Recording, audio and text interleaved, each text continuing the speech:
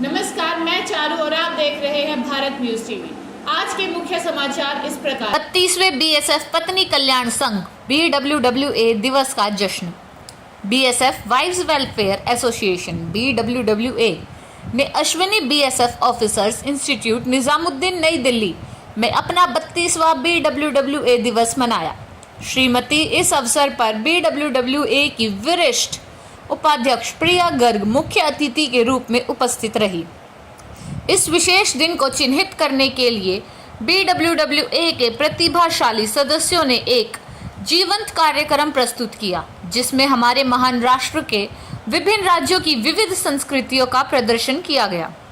BWWA परिवार को अपने संबोधन में श्रीमती प्रिया गर्ग ने BWWA के महान उद्देश्यों को प्राप्त करने के लिए सामूहिक प्रयासों और समर्पण की सराहना की और इन पहलों को पूरी प्रहरी परिवार के जीवन और कल्याण पर उल्लेखनीय प्रभाव को स्वीकार किया, जिससे इस उद्देश्य के लिए निरंतर प्रयासों को प्रोत्साहित किया गया। कार्यक्रम के दौरान BWWA शासी निकाय ने बल और राष्ट्र के प्रति उनके अमूल्य योगदान और प्रतिबद्धता के लिए हार्दिक श्रद्धांजलि अर्पित करते हुए 165 वीरांगनाओं को सम्मानित किया। इसके अतिरिक्त प्रहरी परिवार के 2 दिव्यांग बच्चों के माता पिता को 2 व्हीलचेयर भेंट की गई, जो अपने सदस्यों के कल्याण के लिए BWWA की चल रही प्रतिबद्धता को उजागर करती है।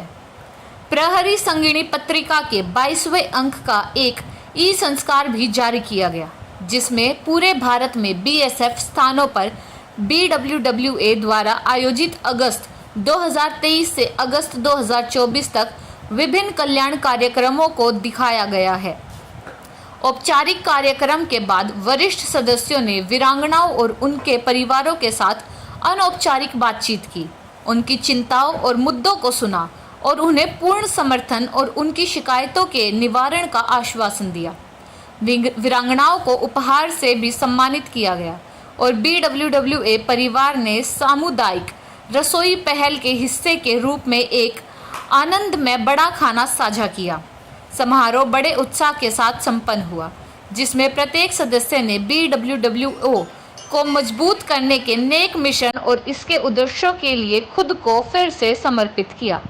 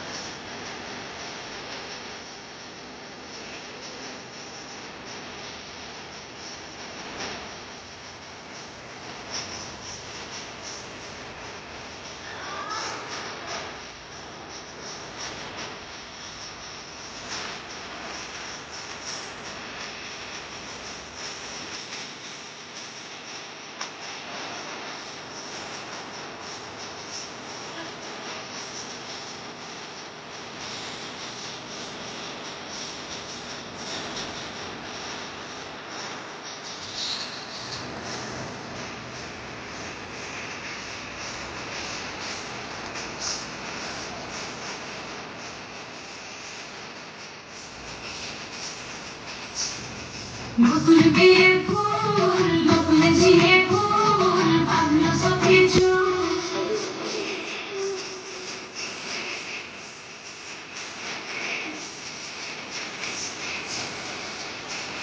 বকুল বিয়ে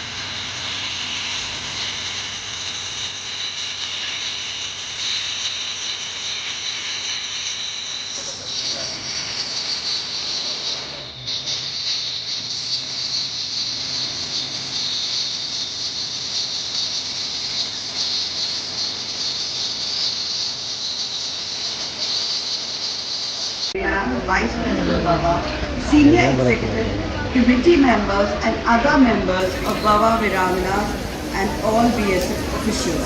Good evening to all of you.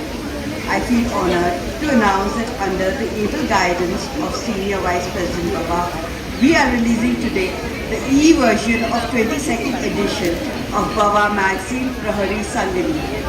We have been assigned the responsibility to release the next issue of our magazine in September 2024 on Baba Day at a very short notice.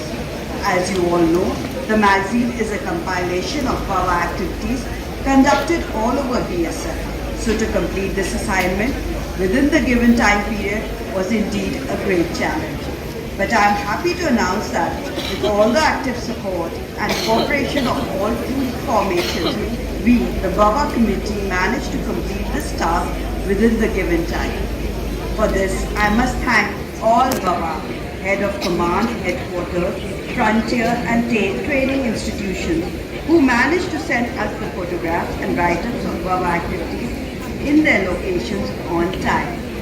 I must thank all members of Baba committee who took great pains in selecting the photographs and articles and then proofreading the selected articles. Also, I thank all the staff associated with designing and printing this magazine on time.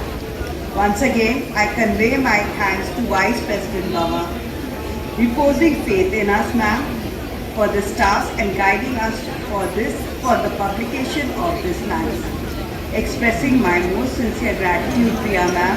Now I request you to kindly come forward and honor us by releasing the e-version of 22nd edition of Bava magazine, Prahari Sangam.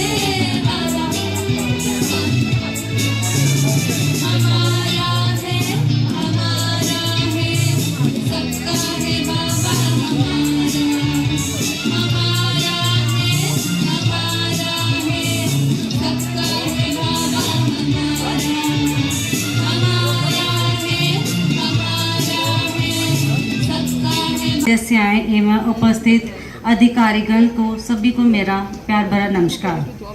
सर्वप्रथम मैं बाबा दिवस की शुभकामनाओं के साथ आज की हमारी मुख्य अतिथि महोदया श्रीमती प्रिया गर्ग मैम का वरिष्ठ उपाध्यक्षा बाबा का तहे दिल से आभार व्यक्त करती हूँ, जिन्होंने अपने अति व्यस्त कार्यक्रम के बावजूद अपना बहुमूल्य समय निकाला और बाबा के स्थापना दिवस में पधार कर हमें गौरवान्वित किया है। महोदय, कार्यक्रम में आपकी उपस्थिति हमारे लिए विशेष अहमियत रखती है। हमें आशा ही नहीं अपितु पूर्ण विश्वास है कि भविष्य में भी हमें आपका आशीर्वाद मिलता रहेगा। हम आपको आश्वस्त करना चाहते हैं कि हम सभी बाबा द्वारा निर्धारित उद्देश्यों को पूरा करने में अपने सत प्रयास जारी रखेंगे। मैं बाबा की एग्जीक्यूटिव व सीनियर मेंबर्स को धन्यवाद देना चाहती हूं, जिनकी उपस्थिति एवं सहयोग से आज का ये समारोह सफलतापूर्वक संपन्न हुआ। साथ ही मैं सांस्कृतिक कार्यक्रम प्रस्तुत करने वाली टीम का भी धन्यवाद करती हूं, जिन्होंने आज के कार्यक्रम में शानदार प्रस्तुति दी है। अंत में सीमा सुरक्षा बल के सभी उन सदस्यों का जिन्होंने इस आयोजन को संपन्न कराने में हमारा सहयोग किया और आयोजन को भव्यता प्रदान की, उनका भी तहे दिल से शुक्रिया। प्रत्यक्ष एवं अप्रत्यक्ष रूप से अपनी भागीदारी देने हेतु उपस्थित सभी प्रहरी संगनियों का भी बहुत बहुत धन्यवाद। जय हिंद। और बाबा के सारे मेंबर्स, कार्यक्रम में उपस्थित वीरांगनाएं और बीएसएफ के सारे ऑफिशियल्स, आप सभी को बाबा डे की हार्दिक शुभकामनाएं। बाबा के 32वें स्थापना दिवस के उपलक्ष्य में आयोजित कार्यक्रम में आप सबको एक साथ देखकर मुझे बड़ा अच्छा लग रहा है। मेरा ये सफ़र स्टार्ट हुआ था 17 जुलाई 2021 साउथ बंगाल फ्रंटियर से और आज ख़त्म हुआ है बिकॉज आज अनुराग की पोस्टिंग हो गई है। लेकिन जो भी ये छोटा सा सफ़र था, ये बड़ा ही अच्छा सफ़र था। जब हम बीएसएफ में आए, ये स्पीच से हटकर मैं बोलूँगी क्योंकि मुझे बहुत हिंदी नहीं आती। जब हम बीएसएफ में आए तो हमें नहीं पता था, चाहे हम पुलिस में हमें 30 साल हो गए थे, हमें ये नहीं पता था कि बॉर्डर पे आर्मी पीछे रहती है और बीएसएफ आगे रहती है। ये तो जब हम आए बीएसएफ में तो हमें पता चला। फिर मैंने अपने स्कूल में सब बच्चों को, जब भी इन्वेस्टिचर सेरेमनी में जो रेजिंग डे में वो जो पीपीटी दिखाई जाती है, जो डीजी साहब बनवाते हैं, वो मैं हमेशा अपने स्कूल में 15 अगस्त में दिखाती थी, ताकि बच्चों को ये पता रहे कि आगे जो पहला जवान बॉर्डर पे है, जिसके चलते ये घर में बैठ के हंस खेल रहे हैं, वो हमारा बीएसएफ का जवान है, ना कि आर्मी का। तो ये एक चीज़ है जो मुझे आकर इतने सालों बाद पता चली।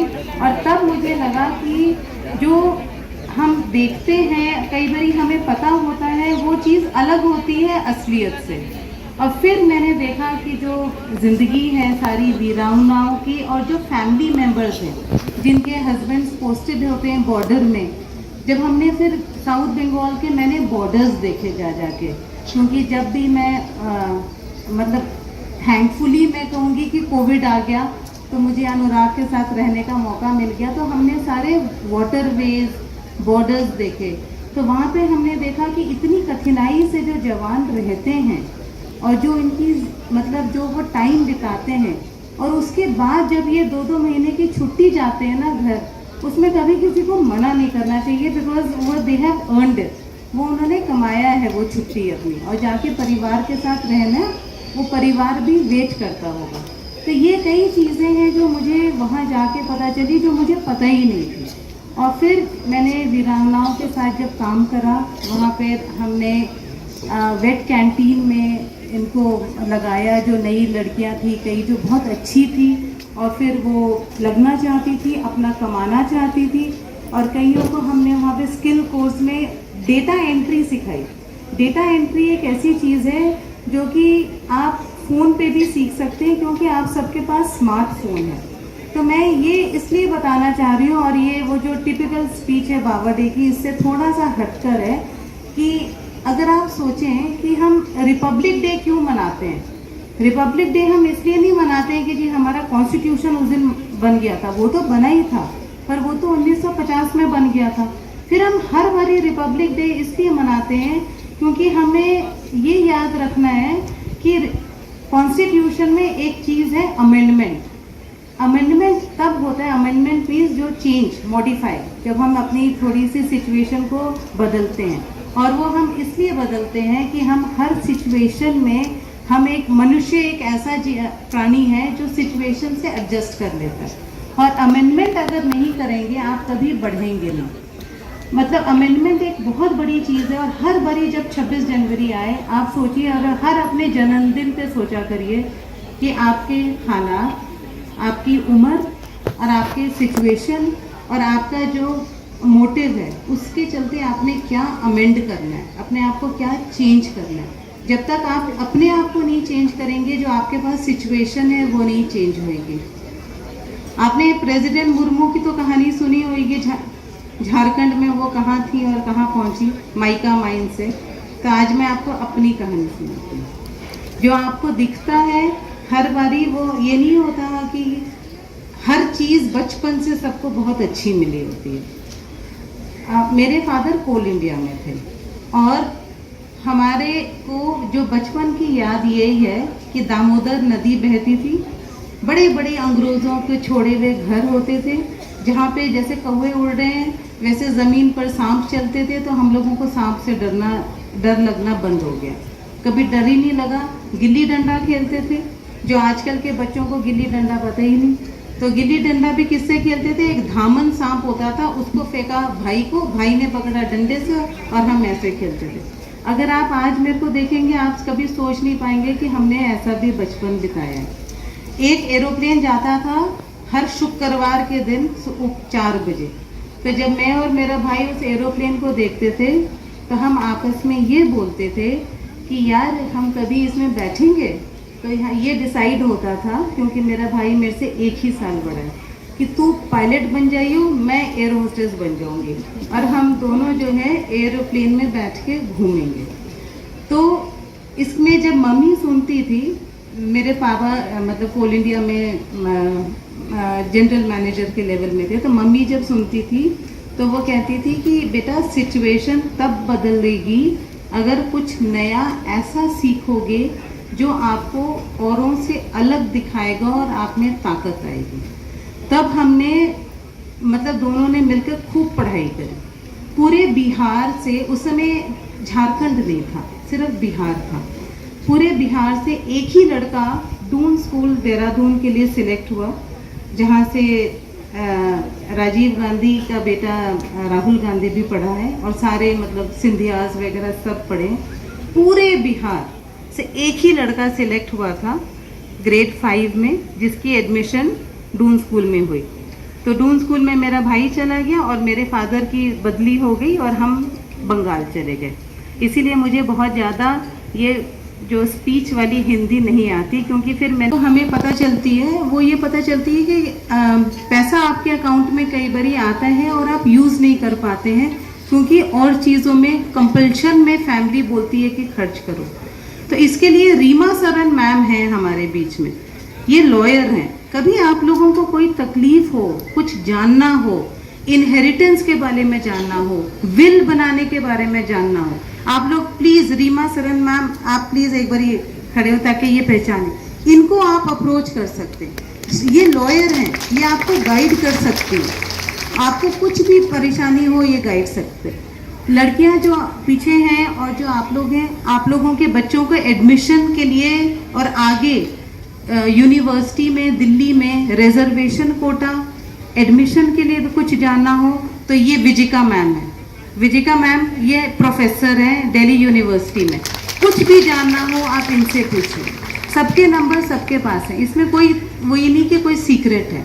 अगर आपको कुछ भी जानना हो मेडिकल का, आपको तो फिर पता ही है, हमारे बीच मधु मैम है, इनसे बेहतर तो कोई नहीं। हमको कुछ भी होता है तो इनके बारे में इनसे पूछते हैं, ठीक है। तो ये कई हमारे बाबा मेंबर्स हैं। फिर कई बारी होता है कि जब हमारी उम्र ढलने लग जाती है, हम चाहते हैं शांति की। पहले तो जैसे मैं भी थी, मैं क्यों बेकार में गलत बात बोलूं, योगा और प्राणायाम और हीलिंग के मामले में मैं तो चली जाती थी स्कूल में क्लिनिक कि मैं तो वैसे ही बीमार हूँ, क्योंकि वो ध्यान लगाने की उम्र नहीं होती है। तो अगर आप देखिए हमारे शास्त्रों में भी लिखा है ना, गृहस्थ आश्रम फिर वनप्रस्थ आश्रम। तो जब आपको ध्यान लगाना हो और आप ध्यान नहीं कर सकते और आपको सीखना हो कि क्यों डिस्टर्ब हैं, तो आपको गाइड करने के लिए विनीता उप्रेती मैम, ये तो आप जानते ही हैं इन सबको। तो इसलिए हमारे आप ये देखिए बाबा मेंबर्स कितने एम्पावर्ड हैं। इसलिए आप लोग प्लीज़ जब भी कोई आपको तकलीफ हो, कुछ हो, ये नहीं कि आप एक कमांडेंट तक सीमित हैं। आप ये हमारे हैं बाबा मेंबर्स, आप इनको रीच आउट करिए, फ्रीली रीच आउट करिए, ठीक है। इसीलिए आपको जो है बाबा डे इसलिए हम भी मनाते हैं ताकि हम आपको और बताएं कि आपको आगे क्या क्या कर सकते हैं, किसको रीच आउट कर सकते हैं। तो ये 4 मेंबर्स हैं, कभी भी आपको कोई तकलीफ हो, कुछ हो, आप नहीं किसी से शेयर कर सकते हैं, आप प्लीज़ इनको शेयर करिए, ठीक है। इट इज़ आपके बेनिफिट के लिए, क्योंकि बहुत ज़रूरी है। कई प्रोग्राम्स भी बाबा कराता है, जैसे कि करियर काउंसलिंग। करियर काउंसलिंग हम क्यों कराते हैं, हमें पता ही नहीं होता। जैसे मैंने हिस्ट्री पढ़ ली, अब मुझे पता ही नहीं था इसके आगे हम क्या कर सकते हैं। मेन टारगेट था हस्बैंड की पोस्टिंग के साथ टीचर बनना है तो बीएड कर लो, लेकिन हिस्ट्री भी अगर पढ़ लीजिए, आगे आप म्यूजियम ज्वाइन कर सकते हैं, archaeological survey of India join कर सकते हैं, सरकारी नौकरियां मिलती हैं। लड़कियों के लिए पता नहीं, पीछे जो लड़कियां हैं जो सुन नहीं रही हैं, बेटा आप सुनिए। तो मैं तो यहाँ आ गई तो मेरा भाई CEO बन गया, ठीक है। तो इट इज़ कहीं से भी आप शुरुआत करिए, जो है अगर आप मेहनत करते हैं और एक दृढ़ निश्चय करते हैं तो आप कहीं भी पहुँचते हैं। अब जब वो CEO बन गया MNC में, तो मुझे पता चला कि MNC में 33% तो लड़कियों के रिजर्वेशन है नौकरी के लिए। अगर सेम जनरल कैटेगरी का लड़का, उसको नहीं मिलती है नौकरी, लड़कियों के लिए रिजर्वेशन है, क्योंकि हमारी सरकार चाहती है कि लड़कियां आगे आएं। क्यों आगे आएं, इसमें तो कोई छुपाने वाली बात नहीं है। आपने तो दुनिया भर की मूवीज़ देख ली है, पद्मावत देख ली है कि क्या औरतों का हशर होता था।